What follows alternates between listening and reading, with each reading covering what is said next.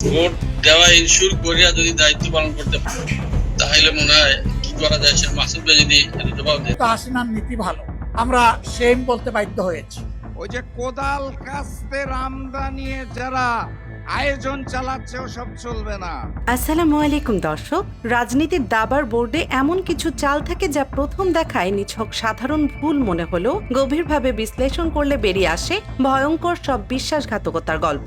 আপনারা কি কখনো ভেবেছেন রাজনীতির মঞ্চে মিত্রের ছদ্মবেশে থাকা শত্রুরা কতটা ভয়ঙ্কর হতে পারে? জাতীয় সংসদের সংরক্ষিত নারী আসনের মনোনয়ন নিয়ে গত কয়েকদিনে যা ঘটল তা হার মানবে যে কোনো শ্বাসরুদ্ধকর থ্রিলার সিনেমাকেও। মঙ্গলবার ছিল মনোনয়নপত্র জমা দেওয়ার শেষ দিন। নির্বাচন কমিশনের বারান্দায় সবকিছু ঠিকঠাকই চলছিল, কিন্তু মাত্র একদিন না পেরোতেই সেখানে জন্ম নিয়েছে রাজনীতির এক নতুন এবং রহস্যময় পরিস্থিতি। বাংলাদেশ জামায়াতে ইসলামীর নেতৃত্বাধীন 11 দলীয় জোট অত্যন্ত হিসাব কষে তাদের প্রাপ্য 13টি আসনের জন্য 13 জন প্রার্থীর একটি তালিকা জমা দিয়েছিল। সবকিছু একেবারে নিখুঁত হওয়ার কথা ছিল, কিন্তু জোটের অন্যতম শরিক দল জাতীয় নাগরিক পার্টি বা এনসিপি এমন এক কাণ্ড ঘটিয়ে বসেছে যা দেখে সবার চোখ কপালে ওঠার জোগাড়। তাদের একটি চরম খামখেয়ালি নাকি সুপরিকল্পিত কোনো অন্তর্ঘাত, তার জেরে এখন পুরো জোটের একটি অত্যন্ত মূল্যবান আসন হাতছাড়া হওয়ার দ্বার প্রান্তে এসে দাঁড়িয়েছে। সরকারি চাকরি থেকে পদত্যাগের আইনি সময়সীমা নিয়ে এক অদ্ভুত ছেলেখেলা এবং ব্যাকআপ প্রার্থীর মনোনয়নপত্র জমা দেওয়ার ঠিক 19 মিনিটের এক রহস্যময় বিলম্ব প্রমাণ করছে রাজনীতির অন্দরমহলে এক ভয়ঙ্কর বিশ্বাসঘাতকতার চিত্রনাট্য লেখা হচ্ছে। এখন সবার মনে একটাই প্রশ্ন, এনসিপির এই তথাকথিত ভুলগুলো কি আসলে কোনো সাধারণ ভুল, নাকি ক্ষমতাসীন বিএনপিকে একটি অতিরিক্ত আসন উপহার দেওয়ার জন্য এবং জোটের প্রধান শক্তি জামায়াতকে ভেতর থেকে দুর্বল করার এক নিখুঁত মাস্টার প্ল্যান? আজ আমরা এই পুরো ঘটনার আদ্যপান্ত বিশ্লেষণ করব।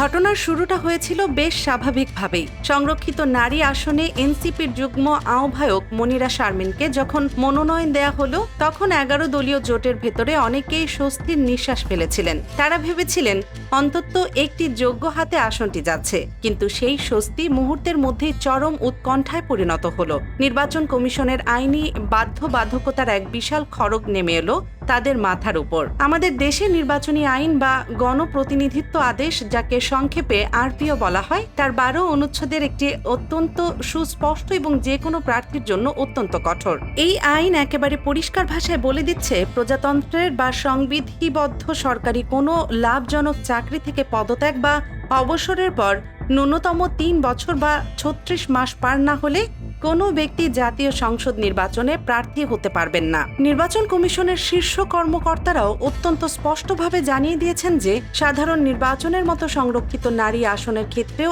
আরপিও এর এই বিধান অক্ষরে অক্ষরে প্রযোজ্য হবে।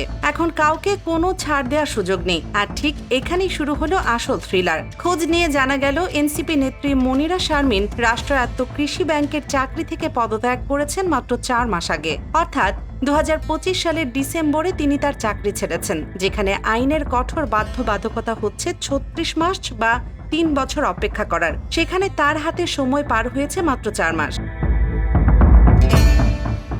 আপনারা একটু ঠান্ডা মাথায় চিন্তা করুন, এত বড় একটি রাজনৈতিক দল তারা এত বড় একটি আইনি ফাঁদ বা মারাত্মক ভুল কিভাবে এড়িয়ে গেল? মনিরা শারমিন এখন আত্মপক্ষ সমর্থন করে দাবি করছেন কৃষি ব্যাংক নাকি একটি বিশেষায়িত ব্যাংক এবং তার পদটি রাষ্ট্রের কোনো সরাসরি লাভজনক পদ ছিল না। তিনি আরও যুক্তি দেখাচ্ছেন যে সংরক্ষিত নারী আসন যেহেতু সরাসরি জনগণের ভোটে নির্বাচিত নয় বরং দল কর্তৃক মনোনীত, তাই আইনের এই জায়গাটি নাকি তার ক্ষেত্রে অতটা কড়াকড়িভাবে দেখা হবে না। কিন্তু নির্বাচন কমিশনের অতীত ইতিহাস এবং আমাদের আইনি কাঠামোর কঠোরতা যদি আমরা বিশ্লেষণ করি, তবে এটা দিনের আলোর মতো পরিষ্কার যে এই খোঁড়া যুক্তিতে তার প্রার্থিতা টেকার সম্ভাবনা প্রায় শূন্যের কোঠায়। জামায়াত জোটের সমন্বয়ক হামিদুর রহমান আজাদ হয়তো চরম স্বস্তিতে চেপে রেখেই বলছেন যে মনোনয়নপত্র বাতিল হবে না বলেই তারা বিশ্বাস করেন, কিন্তু ভেতরে ভেতরে জোটের নেতারা খুব ভালো করেই জানেন এই আইনি তলোয়ার যে কোনো মুহূর্তে তাদের এই মূল্যবান আসনটি কেটে ফেলতে পারে।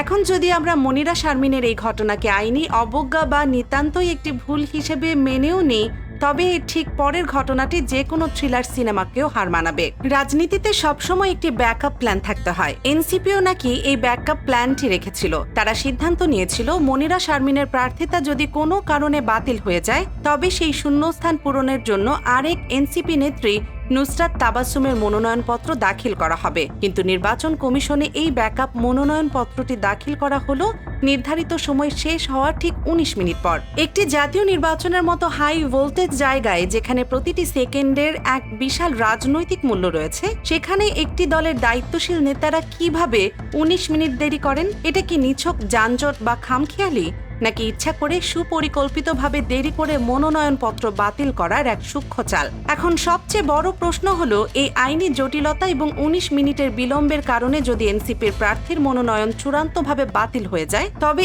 এর সুবিধাভোগী হবে কে? নির্বাচন কমিশনের আইন অনুযায়ী ১৩টি আসনের বিপরীতে ১৩ জনের একটি তালিকা দেয়া হয়েছে। যদি একজনের প্রার্থিতা বাতিল হয় এবং সেই নির্দিষ্ট আসনে বৈধ কোনো ব্যাকআপ না থাকে, তবে ওই আসনটি সবার জন্য উন্মুক্ত বা ওপেন হয়ে যাবে। আর এই উন্মুক্ত আসনের সরাসরি লাভবান হবে বর্তমান ক্ষমতাসীন দল বিএনপি।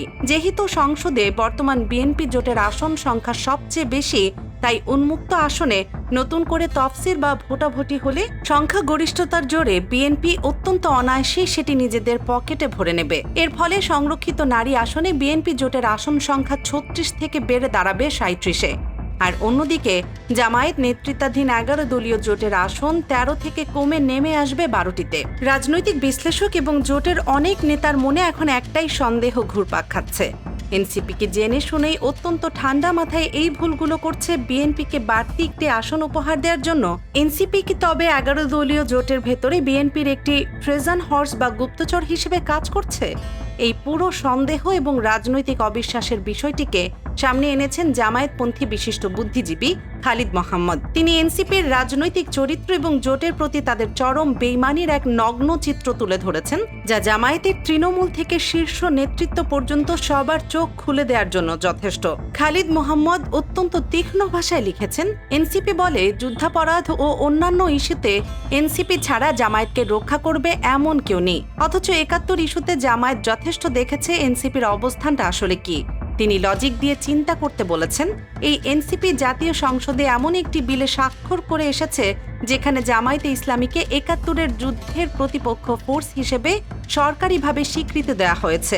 অথচ খোদ অনেক রণাঙ্গনের মুক্তিযোদ্ধাও জামায়াতকে সরাসরি প্রতিপক্ষ ফোর্স হিসেবে উল্লেখ করেননি এত বছর ধরে। এনসিপি যদি সত্যি প্রকৃত জোট সঙ্গী হতো, তবে তারা অন্তত এই বিলটিতে স্বাক্ষর করা থেকে বিরত থাকতে পারত বা প্রকাশ্যে জামায়াতের পাশে দাঁড়াতে পারত, কিন্তু তারা তা করেনি। খালিদ মোহাম্মদের বিশ্লেষণে আরেকটি চাঞ্চল্যকর তুলনা উঠে এসেছে। তিনি মনে করিয়ে দিয়েছেন, অতীতের বিএনপি জামায়াত জোটের সময় আওয়ামী লীগের নির্যাতন বা মারামারির ইস্যুতে খোদ বিএনপিও এতটা নির্লজ্জ এবং জোটের প্রতি শ্রদ্ধাহীন বিবৃতি দেয়নি। অন্তত তাদের শীর্ষ পর্যায় থেকে তো নয়। খালেদা জিয়া এবং জামায়াতের পক্ষেই বিবৃতি দিয়েছেন। কিন্তু এনসিপির চিত্র সম্পূর্ণ ভিন্ন। এনসিপির কেন্দ্রীয় নেতারা এবং তাদের ছাত্র সংগঠন ছাত্র শক্তি প্রকাশ্যে ইসলামী ছাত্র শিবিরের বিপক্ষে অবস্থান নিয়েছে, জামায়াতের ইসলামের বিপক্ষে অবস্থান নিয়েছে। যখন গতকাল শিবিরের উপর জুলুম হয়েছে, সেখানে চুপ থাকাটাও যেখানে অন্যায়, সেখানে এনসিপি নেতারা জালিম এবং মজলুমকে এক পাল্লায় মেপে সমকক্ষ হিসেবে বিবৃতি দিয়েছে। জোটের ভেতরে এখন কানাঘুষা চলছে যে এনসিপি মূলত বিএনপির সাথে গোপন আতাতে লিপ্ত। এই বিষয়টি শুধু গুটি কয়েক বিশ্লেষক মনে করেন তা নয়, স্বয়ং জামায়াতের নীতি নির্ধারকরাও এটি নিয়ে গভীর উদ্বিগ্ন। যুদ্ধাপরাধ ইস্যুতে জামায়াতে ইসলামী ইতিহাসের সবচেয়ে নন্দিত এবং শীর্ষ নেতারা জীবন দিয়েছেন গোলাম আজম, সাইদি, নিজামী, মুজাহিদ, কাদের মোল্লারা। নেতা থেকে শুরু করে সাধারণ কর্মী পর্যন্ত শাহাদাতের এক বিশাল মিছিল রয়েছে এই দলটির এই মুক্তিযুদ্ধ ইস্যুকে কেন্দ্র করে। আগামী দিনের রাজনৈতিক প্রতিহিংসার জোরে যদি সর্বোচ্চ ক্ষতি হিসাবে জামায়াতে ইসলামীকে নিষিদ্ধ করা হয়, তবে এটা দিনের আলোর মতো পরিষ্কার যে এনসিপি সেই নিষিদ্ধকরণের পক্ষে নীরব বা সরব অবস্থান নেবে, কারণ এতেই তাদের আসল রাজনৈতিক লাভ।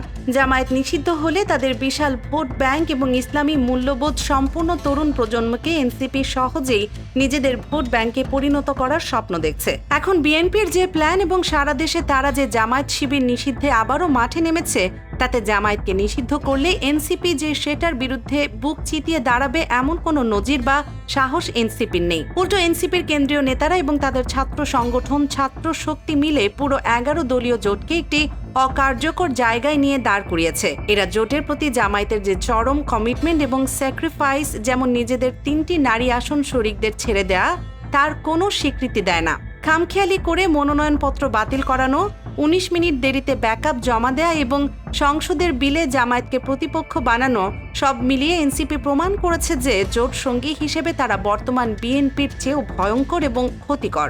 রাজনীতিতে শত্রু চেনা সহজ, কিন্তু মিত্রের ছদ্মবেশে থাকা শত্রুকে চেনা সবচেয়ে কঠিন। এনসিপির এই ধারাবাহিক অন্তর্ঘাত যদি জামায়াতের শীর্ষ নেতৃত্ব এখনই কঠোর হাতে দমন করতে না পারে, তবে আগামী দিনে এই জোটের ভবিষ্যৎ এবং জামায়াতের রাজনৈতিক অস্তিত্ব এক চরম হুমকির মুখে পড়বে। আজকের এই একটি আসন হারানোর সংখ্যা মূলত আগামী দিনের এক বিশাল রাজনৈতিক সুনামির প্রথম সতর্কবার্তা মাত্র। দর্শক, বিষয়টিকে আপনি কিভাবে দেখছেন জানান মন্তব্যের ঘরে। রাজনৈতিক মঞ্চে এই জটিল সমীকরণ এবং পর্দার আড়ালের খবরগুলো বুঝতে আপনাদের মতামত আমাদের কাছে অত্যন্ত গুরুত্বপূর্ণ। আর এই চ্যানেলে নতুন হলে অবশ্যই সাবস্ক্রাইব করে বেল আইকনটি বাজিয়ে রাখুন। দেখছিলেন দেশ নিউজ 24। ধন্যবাদ সবাইকে।